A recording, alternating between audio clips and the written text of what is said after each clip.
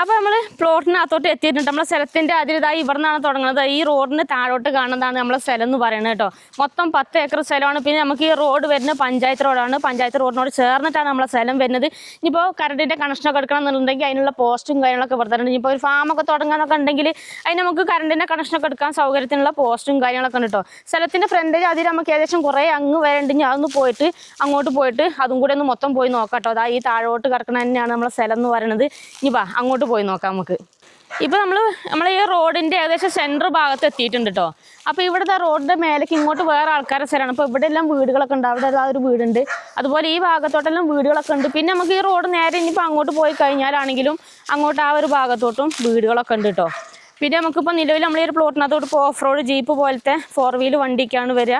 പിന്നെ നമുക്ക് പ്ലോട്ടിൻ്റെ താഴെ ഭാഗത്തും നമുക്ക് റോഡ് വരുന്നുണ്ട്. അവിടെ നമുക്ക് ഇതുപോലെ കുറച്ച് ദൂരം ഓഫ് റോഡ് ജീപ്പ് പോലത്തെ വണ്ടികളൊക്കെയാണ് വരിക കേട്ടോ. ഇപ്പം നമ്മൾ റോഡിൻ്റെ ഏകദേശം സെൻറ്റർ ഭാഗത്ത് എത്തിയിട്ടുണ്ട് കേട്ടോ. ഈ ഒരു ഭാഗത്ത് നമുക്ക് റോഡിൻ്റെ മേലെ ഭാഗത്തോട്ട് അങ്ങോട്ട് അവിടെ വീടുകളെല്ലാം ഉണ്ട്. അതുപോലെ നമുക്ക് ഈ റോഡ് ഇപ്പോൾ വരുന്നത് അച്ചൻകല്ല് വെള്ളച്ചാട്ടത്തിൻ്റെ അവിടെ നിന്ന് വരുന്ന റോഡാണ്. നമുക്ക് ഈ റോഡ് ഫ്രണ്ടേജ് ഏകദേശം ഒരു 150 മീറ്ററോളം നമുക്ക് ഈ ഒരു റോഡ് ഫ്രണ്ടേജ് വരുന്നുണ്ട്. പിന്നെ ഈ കാണുന്ന റോഡ് നമ്മുടെ പ്ലോട്ടിൻ്റെ ഉള്ളിൽ കൂടെ താഴെ വരെ ചെല്ലുന്ന റോഡാണ് കേട്ടോ.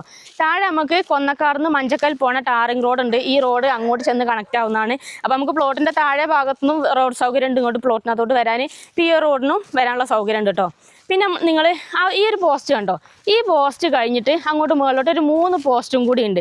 ആ 3ാമത്തെ പോസ്റ്റിൻ്റെ അവിടം വരെയാണ് നമ്മളെ സ്ഥലത്തിൻ്റെ ഫ്രണ്ടേജ് അതിൽ എൻഡ് വരുന്നത് കേട്ടോ. ഇനി നമുക്ക് പ്ലോട്ടിനകത്തോട്ട് പോയിട്ട് ബാക്കി മരങ്ങളും ഡീറ്റെയിലും മൊത്തത്തിലൊന്ന് പോയിട്ട് കാണാൻ. അതെ ചെങ്കള നമ്മൾ കാസർഗോഡ് ജില്ലയിൽ കൊന്നക്കാടുന്ന് ഒരു 2.5 കിലോമീറ്റർ മാത്രം മാറിയിട്ട് അച്ചൻകല്ല് വെള്ളച്ചാട്ടത്തിൻ്റെ അടുത്ത് കിടക്കുന്ന ഈ കാണുന്ന ഒരു 10 ഏക്കർ ഈ ജാതി മുതലുള്ള റബ്ബറുകളും കുറച്ച് കവുങ്ങൊക്കെ ഉള്ള ഈ ഒരു 10 ഏക്കർ പ്ലോട്ട് വിൽപ്പനയ്ക്ക് വന്നിട്ടോ.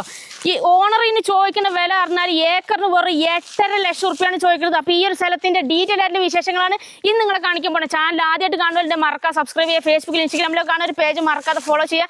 പിന്നെ നിങ്ങൾ വീട് സ്ഥലം പ്രോപ്പർട്ടി ഒക്കെ സെയിൽ ചെയ്യാണ്ടെങ്കിൽ താഴെ കാണാൻ നമ്മളെ നമ്പറിൽ കോൺടാക്ട് ചെയ്യട്ടെ. അപ്പോൾ നമുക്ക് ഈ ഒരു സ്ഥലത്തിൻ്റെ ഡീറ്റെയിൽ ആയിട്ടുള്ള വിശേഷങ്ങളിലേക്ക് ഒന്ന് പോയി നോക്കാം. അപ്പോൾ നേരെ വീഡിയോയിലേക്ക് പോകും. റബ്ബർ മരങ്ങൾ എന്ന് പറഞ്ഞാൽ ഒരു 1.5 റബ്ബർ മരങ്ങൾ ഇങ്ങോട്ട് നോക്കിയാണ് നിങ്ങളിത്.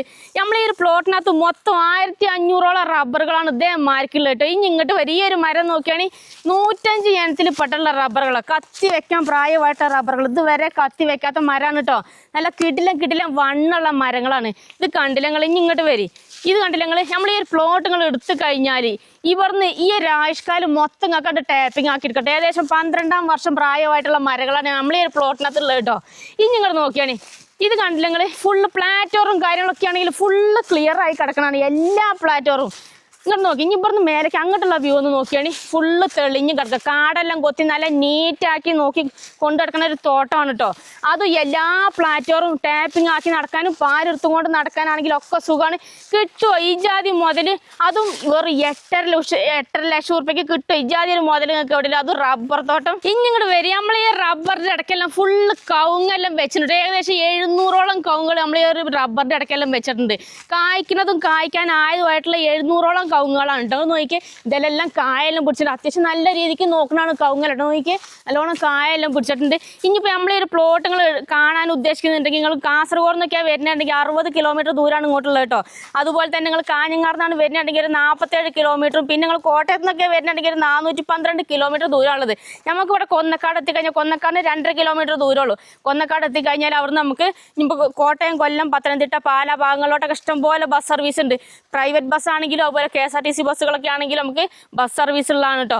പിന്നെ നമ്മൾ കണ്ണൂർ ജില്ലയിൽ ചെറുപുഴ എന്നൊക്കെയാണ് വരുന്നുണ്ടെങ്കിൽ ഏകദേശം ഒരു 17 കിലോമീറ്റർ ദൂരമാണ് ഇങ്ങോട്ടുള്ളത്. പിന്നെ നമ്മൾ ഈ പ്ലോട്ടിനകത്ത് വെക്കണം ഇതേമാർക്ക് കായ്ക്കുന്ന ജാതി ഏകദേശം ഒരു 15ഓളം ജാതി മരങ്ങളുണ്ട് കേട്ടോ.